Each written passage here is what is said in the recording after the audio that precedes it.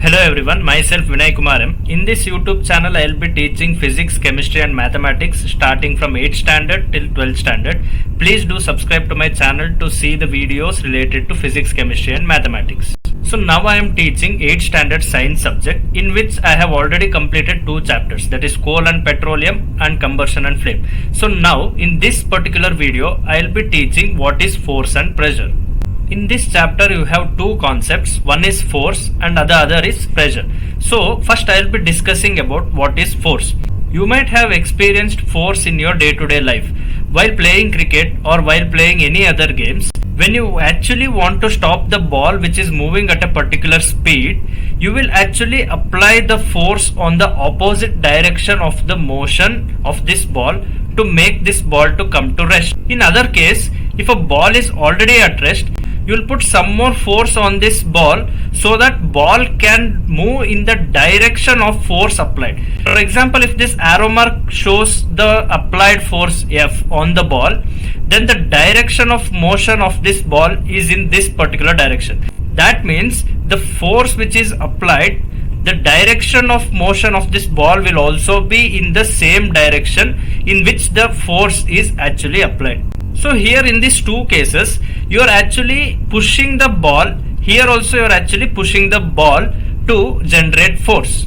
In first case, you are actually pushing the ball from the opposite direction. If the ball is moving in this direction, you are pushing the ball from the opposite direction to make this ball to come to rest.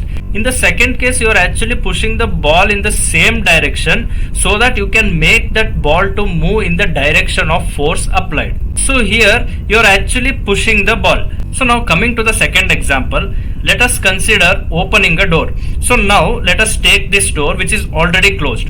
To open this door, a person is actually pulling this door towards him so that he can open this door. So while closing this door, he will actually push this door towards the wall so that he can close this door. So here actually while opening, the person is actually pulling the door, while closing he is actually pushing the door. In these 2 cases, the person is actually pulling and pushing the door. So that shows he is applying force in different direction. Once he is pulling the door in one particular direction for one particular activity to happen. In the other case, he is actually pushing the door for other activity to happen. So in both the cases, he is actually applying the force. In one case, he is actually pulling. In the other case, he is actually pushing. So this pull and push action in science is known as force. Like this, you can go on listing various other examples, like moving of a car on road where engine is actually pushing that car on the road. And similarly, in your day-to-day life, you can see in so many cases you are using force to do so many actions. This shows how force is necessary, how force is important in our day-to-day life. Even while closing and opening door, you are using force.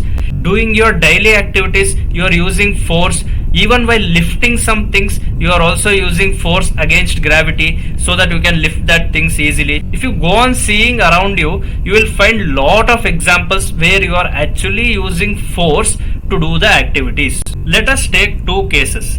If on the floor, if a heavy object is kept and 2 people are pulling this heavy object in the same direction, then this object will move in this particular direction. Force which is added by these 2 people will get added to move this box in the front direction. So this person is also applying the force in this direction. This person is also applying the force in this particular direction. So these 2 force gets added up. If you consider the force which is applied by first person is F1 and the force which is applied by second person is F2, then F1 plus F2. So the force 1 which is applied by the person 1 and force which is applied by the second person, if you add that force, it will sum up to a total force, and this total force will actually act upon this particular heavy object, and this object will move in that particular direction in which these 2 people are applying these force. So now let us discuss the second case of this same example. So now the same heavy box which is kept on the floor, the person who is standing from this side is applying force on this particular box, and there is another person standing in front of this heavy box and applying force in this particular direction, the opposite to the first person's force. Now if you consider this force which is applied by first person is F1 and the second force which is applied by the person 2 is F2, then if F1 is equal to F2, then the total force will be 0. Why? Because we know that the total force is actually F1 plus F2. Here you can see the force which is applied by the first person is in this particular direction, whereas force applied by the second person is actually opposite of the first force. So that means this F2 is actually equal to F1 but in the opposite direction. So that's why here instead of plus we should actually take minus F2, and since F1 and F2 are equal, the total net force on this particular heavy object will be 0. That means if two person from opposite direction, if they apply same amount of force on that heavy object, that object will never move in any particular direction. It will stay wherever it is. Now if F1 is actually greater than F2, that is if this is an heavy box and one person is applying force from this particular direction, that is F1, and the other person is applying force from this particular direction, that is F2. If this F1 force is actually greater than this F2 force, then this force will be negotiated by this F1 and the remaining amount of force will be acted on this particular heavy object, and this object will start moving in this particular direction. Since F1 is greater than F2, the object moves in this particular direction. Now if we come to the second case, F2 is greater than F1, that is the force which is applied by second person is greater than the force which is applied by first person.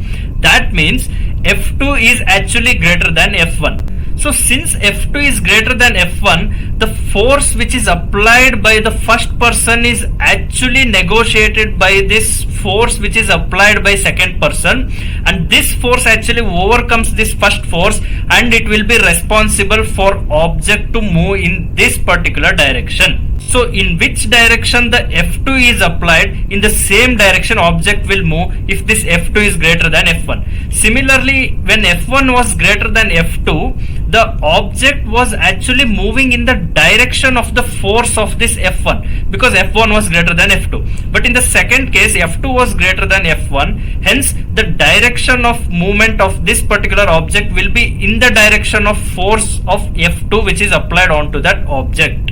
So now you have understood how forces get added up and how forces get, actually when two forces are acted on the object in opposite direction, the greater force will actually subtract the smaller force. Similarly, when two forces are acted on the object in same direction, then those two forces gets added up and they will apply that much amount of force to the object, and that will be responsible for that object to move.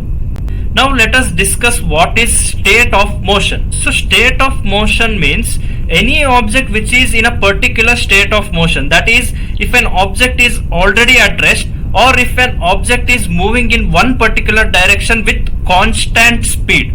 So this is actually known as state of motion. In this particular case, the state of motion of this particular object is actually moving. In this particular case, the state of motion of this particular object is at rest. So any particular object which is in a particular motion or at rest, then that will be the state of motion of that particular object. So whenever you apply this force on a particular object, then the state of motion of that particular object will actually change. So now if you consider the state of motion of this particular object, it is actually not moving anywhere, it is at rest. So now if you apply force on this object, then this object starts moving. That means the rest state of this object was initially at rest, the rest state of this object is actually changing. So here you can observe the state of motion of this particular object is actually changing when you apply force. So the state of motion of any object will change if the force is applied. Object which was already at rest, but now I will give an example of object which is moving at a particular speed. Let us consider the speed at which this object is moving as u, and if the force is applied in the direction of object which is moving, then the speed of this particular object will get increased. That means the new speed u1 will be greater than the initial speed u. So here u actually represent the initial speed of this particular object. But when you apply force on this particular object, the initial speed of this particular object is actually increasing because the force applied on this object was in the same direction in which the object was moving. So whenever you apply force to an object which is already moving with a constant speed or with a particular speed in a particular direction, and if you apply force in the same direction, the speed will get increased. So here also the state of motion of this particular object is changing from one speed to another speed.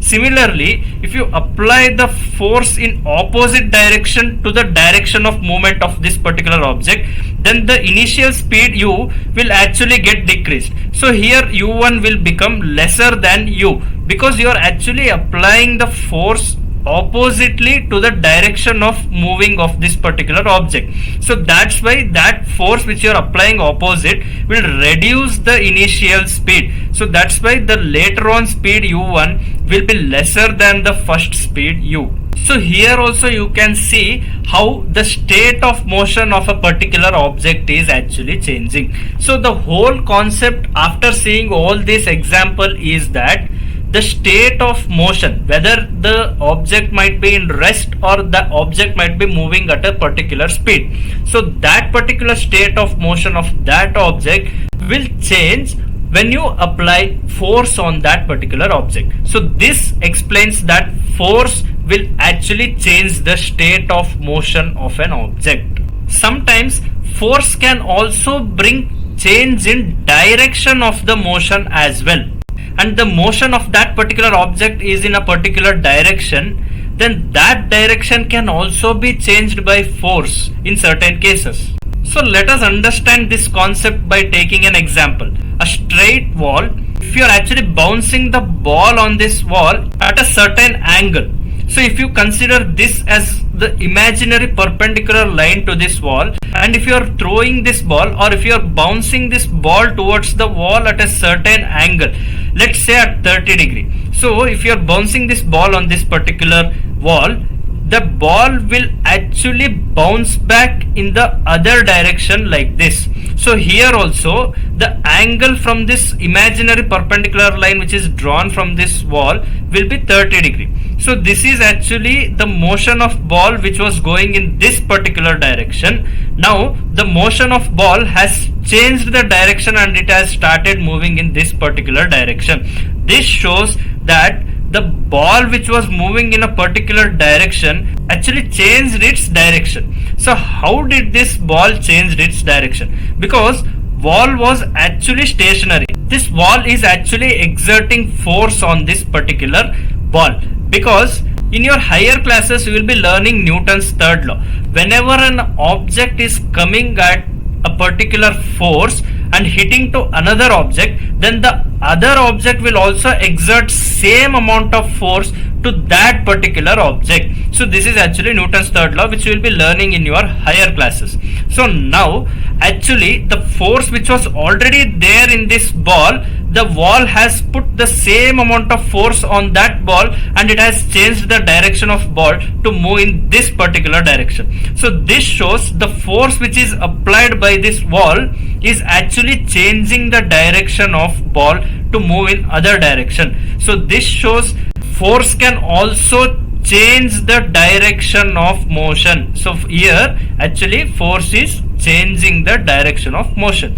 Now you have learned that force is changing the state of motion of an object, and also force is changing the direction of the object as well. So here state of motion and direction of motion both gets changed in certain cases. So force is causing this kind of change in state of motion and also change in state of direction. sometimes this force can also change the shape of the object as well.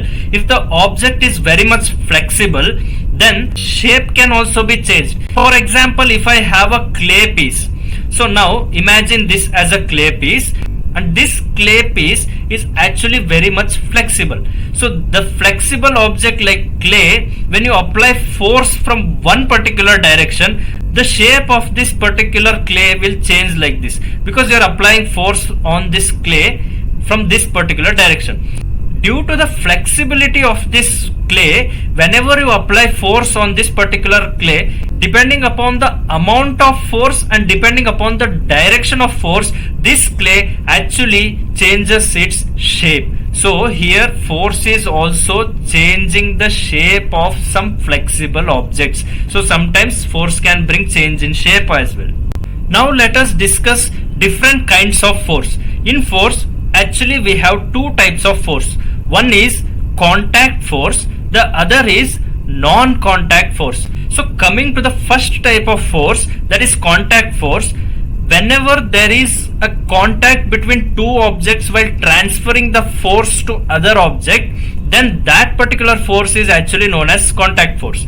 For example, if there is an object kept on the ground, and if you are putting force on this object using your hands, then you are actually using your muscles to move this object. That means you are using your muscles to put the force, and you are actually touching the object. So you are coming into contact with this object, and then you are transferring force to that particular object to move that object. So here you are actually using muscular forces, which is one type of contact force. Similarly, whatever objects you use to apply forces on any other objects, you are actually touching that object, or two objects are coming into the contact and then the exchange of force is happening. So this kind of forces where contact is made between objects to transfer force is actually known as contact force.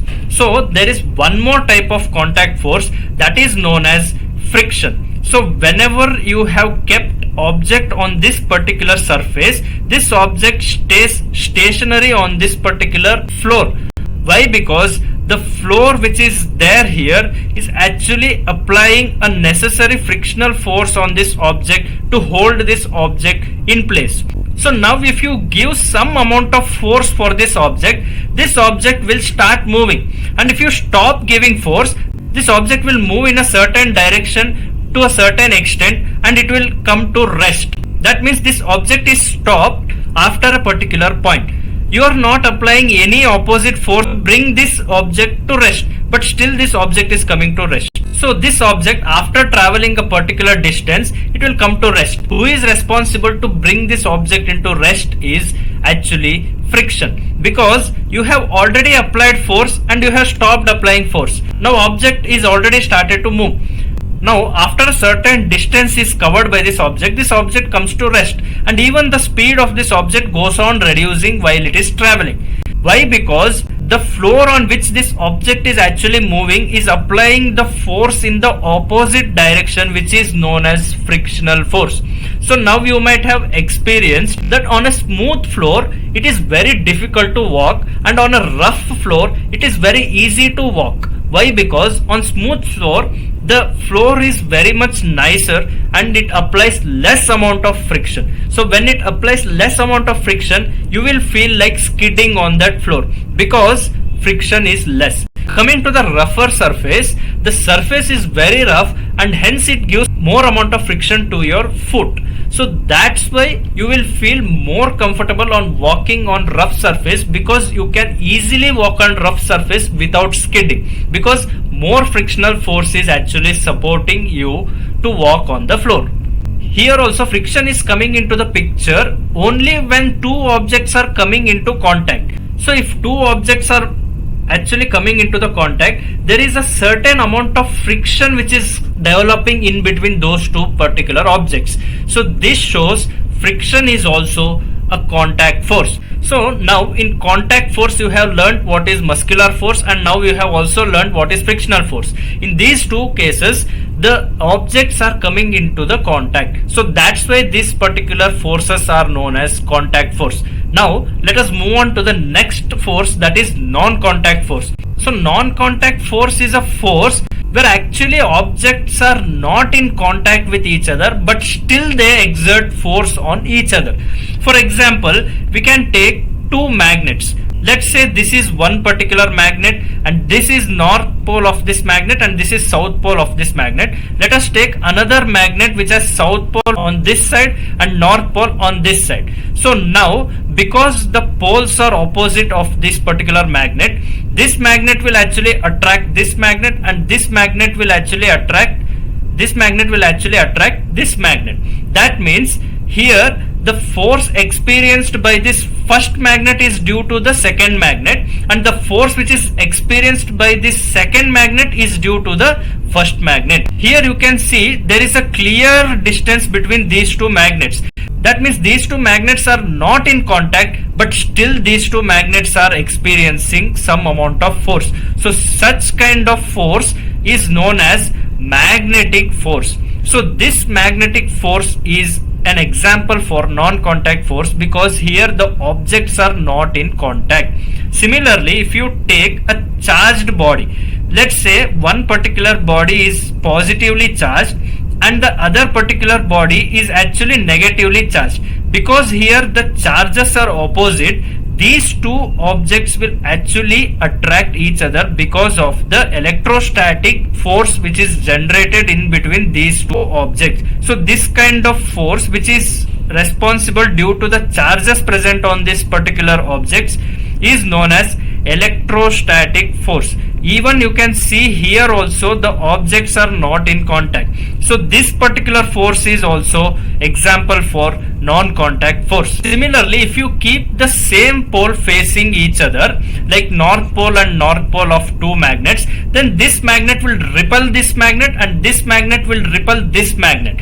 That shows the forces acted by these two magnets are in opposite direction. The force acted by this particular magnet and the force acted by this particular magnet is still non-contact force. Why? Because they are not in contact, still they are applying force on each other. Here actually the force was attractive, here actually the force was repulsive. Similarly, in the case of charged bodies also, only when unlike charges, that is when positive and negative two opposite charges are kept, then only there will be an attractive force. If there is same charges like plus and minus, then they actually repel each other. So such kind of force is known as repulsive force. Here also this particular force will fall under the category of non-contact force because here also objects are not in contact.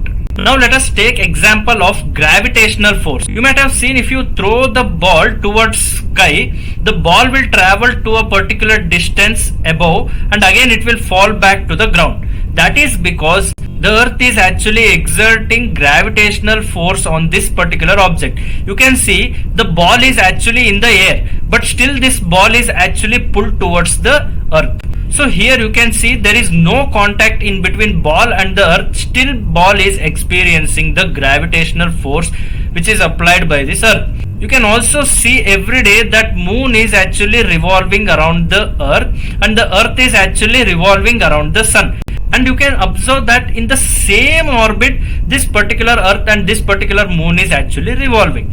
Why? Because the gravitational force which is applied by this earth and the gravitational force of this moon is actually responsible for moon to be on the same revolutionary path. Similarly, the same principle applies for earth revolving around the sun. Here also sun and earth is not in contact, earth and moon is not in contact. Still the gravitational force is acting on these particular objects. So here also gravitational force is actually a force which comes under non-contact force. So now let us discuss about the next topic in this same chapter, that is pressure. You can only understand the definition of pressure if you know what is force, because the amount of force which is acting on a particular area, so that actually exerts pressure on that particular area.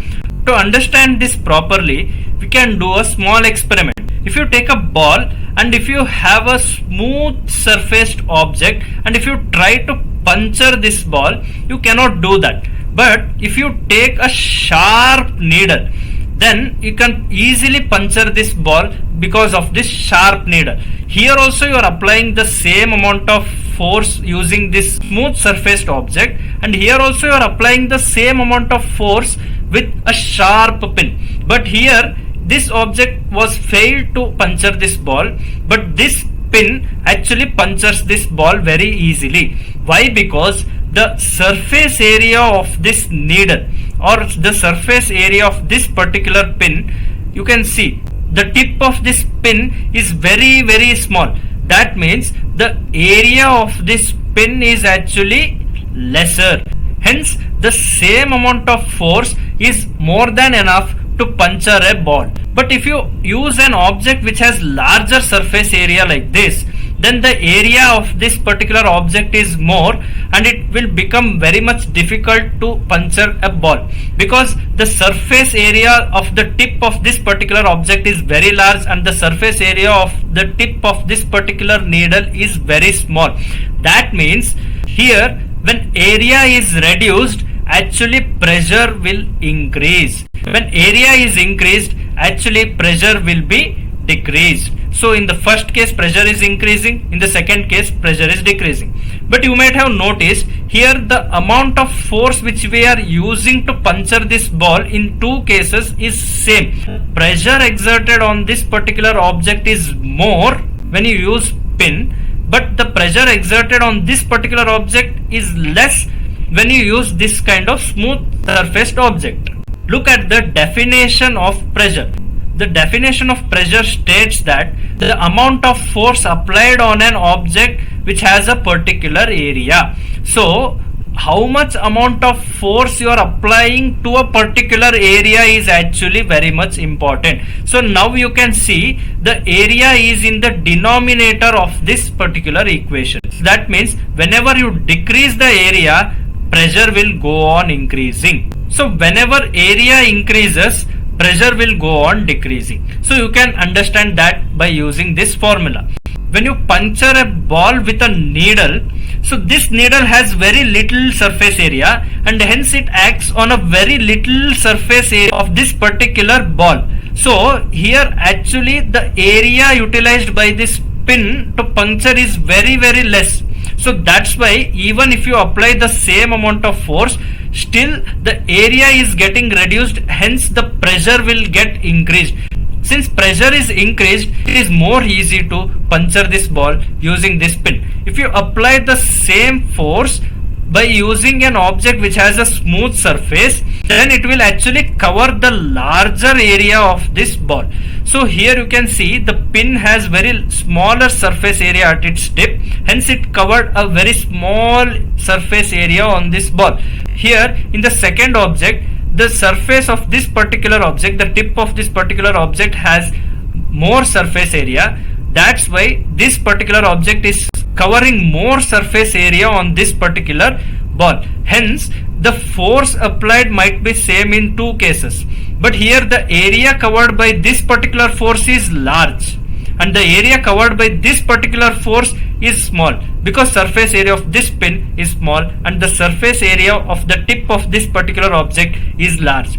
Hence here forces are same, but pressure in the second case is less and pressure in the first case is more because of reduced surface area.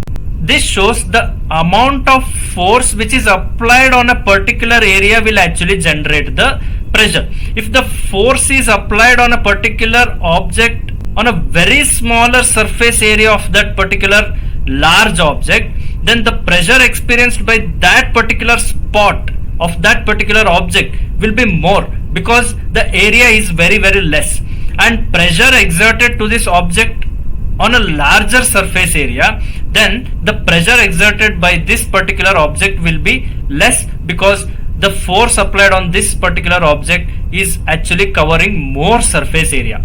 So whenever area increases, pressure increases. Whenever area decreases, pressure also decreases.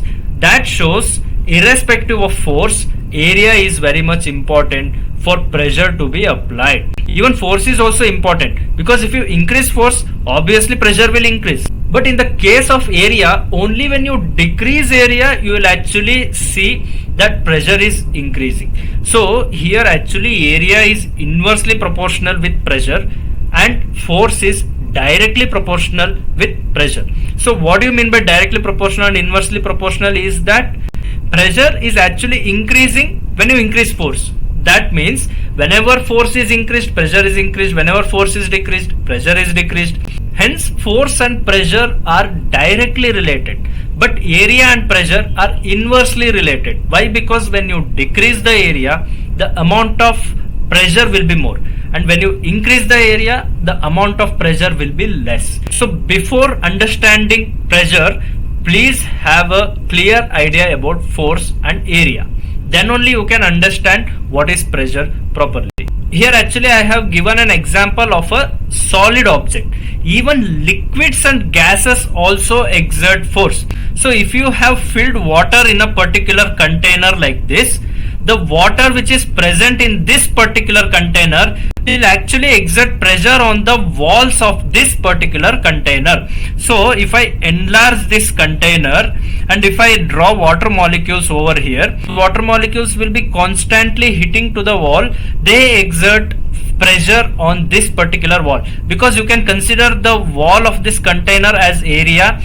There will be actually pressure developed at the boundaries of this container. So here the walls of container will experience pressure due to water molecules, and even the bottom of this container will also experience pressure due to the water molecules. Whenever you consider any liquid, the molecules which is present in that particular liquid will be in a random motion. So if the molecules present in a particular liquid is in random motion, then that particular molecules will be having certain amount of force. Because of that force, they will go and hit to the wall of this container, and the area at which they hit that particular wall, that particular area experiences the pressure. So overall, when you take a liquid in a container, that liquid actually constantly goes on putting pressure on the walls of that particular container. To understand this phenomena, you can take a bottle. So if you have a bottle like this, and if you have water inside this bottle, now these water molecules are exerting pressure to the walls of this bottle. So to understand this phenomena, you can make a hole to this bottle somewhere here, and you just connect this hole with a pipe and connect one balloon to this pipe. So now fill this bottle with water and open the hole which you have made here. So suddenly you can see after some time the water which was there in this particular water bottle will actually transfer to the balloon, and this balloon starts getting filled. Why? Because the water which was there in this bottle actually entered this balloon. So now you might think, how did this water actually move towards this particular bottle? So when this pressure was applied on this particular side of the bottle, suddenly you made a hole over this part of the bottle. So at that time, this pressure actually got released through this hole, and water molecules started flowing through this hole, and they actually entered the balloon. So by this experiment, you can understand that water molecules were actually applying force on the walls of this bottle, and suddenly when there was an opening in this particular bottle, the water molecules started moving to this particular balloon. Why? Because the pressure which was inbuilt due to that liquid got released through that hole. This shows liquid was also applying pressure on the walls of container. So this particular experiment proves that liquids also apply pressure. Not only liquid, even gases can also exert pressure. So if you blow a balloon, there will be lot of air molecules inside this balloon which is constantly applying force on this balloon. So if you consider a solid object, the molecules inside this particular solid objects will be in less random motion. But if you consider liquid, the molecules which are present in this particular liquid will be having random motion, and these molecules will be moving all over the liquid. Similarly, if you consider air, then the molecules which is present in that air will be having more random motion than the liquid, and hence these molecules will be randomly moving wherever possible. So the air molecules which is actually filled inside this balloon will be having a certain amount of random motion, and because of that random motion they will be having certain amount of force which they will exert on this particular wall of the balloon, and hence area of the balloon comes into the picture, and the force applied by this air molecule will actually cause pressure at this particular point of the balloon. So everywhere air molecules will be hitting the surface of this balloon, hence this balloon will be having lot of pressure developed inside. So whenever you bring a sharp needle to blast this balloon, you are actually releasing the pressure which was developed inside this balloon from that particular point. This shows that there was constant pressure inside the balloon. Because of that constant pressure only, when you actually used the needle to burst this balloon, you are actually releasing the pressure which was developed inside the balloon. That shows air is also exerting pressure to the walls of the object. That shows air molecules also generate pressure, water molecules also generate pressure, and solid particles also generate pressure. Now you might have doubt that human being having this much big body, he has lot of liquid molecules inside his body, and he also has lot of air molecules inside his body, and still why this human body doesn't get exploded? Because if you consider this as a human body, there will be lot of liquid molecules and there will be lot of air molecules present inside a human body, and there will be a lot of pressure developed inside the human body. So when there is lot of pressure developed inside human body, why does this human body doesn't get exploded? This might be a doubt, because in my previous explanation I actually explained that liquid and air molecules actually exert pressure. Now the water molecules and various other liquid molecules and air molecules which was there in human body will also exert pressure inside human body, but still human body is not exploding. Why? Because there is a certain amount of atmospheric pressure everywhere on this earth which is actually keeping every human body balanced. Because the amount of pressure what these water molecules, liquid molecules, air molecules is applying inside the body, if you think this as the surface of human body and these as liquid molecules, air molecules which is present inside the body, the amount of pressure due to these particular molecules on the inside part of human body is actually counterbalanced by the atmospheric pressure from the outside of human body. That means if this is human body, the pressure from inside and the pressure from outside are almost equal. So that's why the pressure which is developed inside the human body is maintained by the atmospheric pressure which is actually applied on this human body from outside. So this shows even nature is helping human beings, animals, plants, various other objects on this earth to be stable. List out the examples wherever you actually see force exerting on a particular object and wherever pressure which is exerting on a particular object. Even you might see in your gardens when you are actually watering the plants, you will actually close the tip of that particular water pipe to half. That means you are actually reducing the area of the opening of that particular pipe. So by doing that you are actually increasing the pressure because you are reducing the area and the force is same, hence the pressure is getting increased, and because of that you will get much more pressurized water outside the pipe.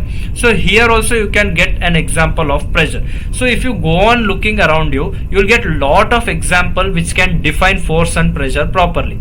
So after seeing all those examples, you should connect physics with it and you should actually learn how force and pressure is actually playing an important role to keep you in this particular universe. This is all there in this particular video. Like this I will be uploading more and more video related to physics, chemistry and mathematics. So if you want to learn physics, if you want to learn chemistry, if you want to learn mathematics, then please subscribe to my channel and stay tuned with my channel. Thank you.